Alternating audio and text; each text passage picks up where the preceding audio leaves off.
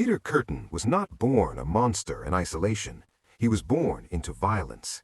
He came into the world in 1883 in Cologne, Germany, as one of 13 children in a household ruled by alcoholism, physical abuse, and chaos. His father was violent, frequently beating the children and exposing them to sexual acts and brutality at an age when fear should have been instinctive. For Kürten, fear never developed normally. Later in life, he admitted that his earliest memories of excitement were connected to blood. As a child, he drowned 2 friends, not out of rage, but curiosity. He watched their bodies sink and felt nothing resembling guilt. That moment mattered because it showed something essential. Violence did not overwhelm him emotionally, it stimulated him. This raises the first uncomfortable question. If a child shows pleasure instead of fear in the presence of death, is that a failure of morality or a failure of intervention? By adolescence, Kürten was already committing sexual assaults and arson. Prison did not stop him. In fact, incarceration became a place where his fantasies matured. When released, he did not reintegrate, he escalated. By 1929, Düsseldorf became the stage for what would be one of the most brutal crime sprees in European history. People were attacked suddenly, often from behind. There was no argument, no warning. The weapon varied: knives, scissors, sometimes improvised blades. Victims were stabbed repeatedly, not to incapacitate, but to prolong suffering. In several confirmed cases, Kürten cut the victim's throat. He later admitted that he drank their blood, not symbolically, but physically, and described the act as sexually gratifying. These were not crimes of impulse, they were rituals. Men, women, and children were all targeted. This randomness shattered police profiling. Investigators searched for motive, class, gender patterns, and found none. The city began to collapse psychologically. Parents stopped letting children leave the house. Parks emptied. Streets that once felt ordinary became threatening. Vigilante groups formed. Innocent men were beaten. Several suspects were arrested without evidence, simply because fear demanded an arrest.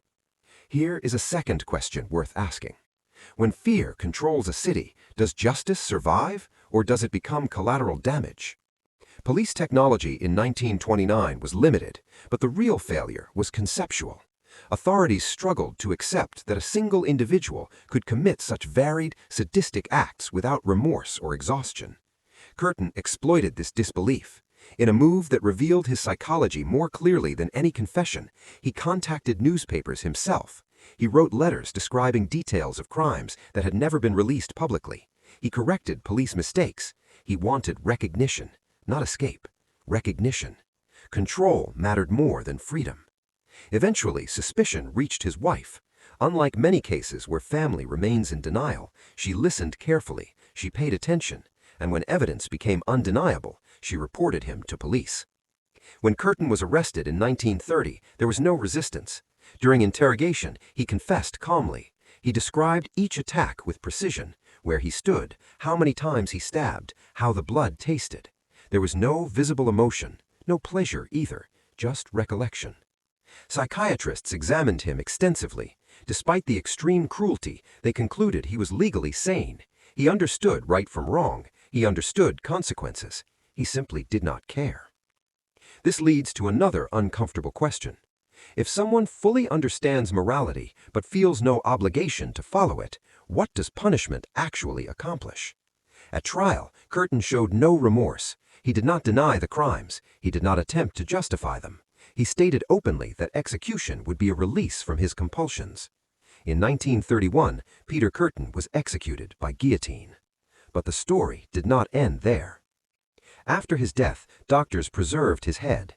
Scientists believed that somewhere inside his brain there must be a visible defect, a tumor, a malformation, something that could explain the level of violence. Nothing was found. No abnormality, no structural explanation. Just a human brain. And that may be the most disturbing detail of all, because it removes the comfort of explanation. Peter Kürten was not a mystery that remained unsolved. He was understood, documented, convicted, and executed.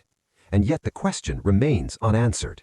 If someone like this can exist, fully aware, fully rational, and completely without empathy, How many warning signs do we still ignore today? This was not a case of darkness hiding in shadows. This was darkness walking openly among people until it chose to be seen.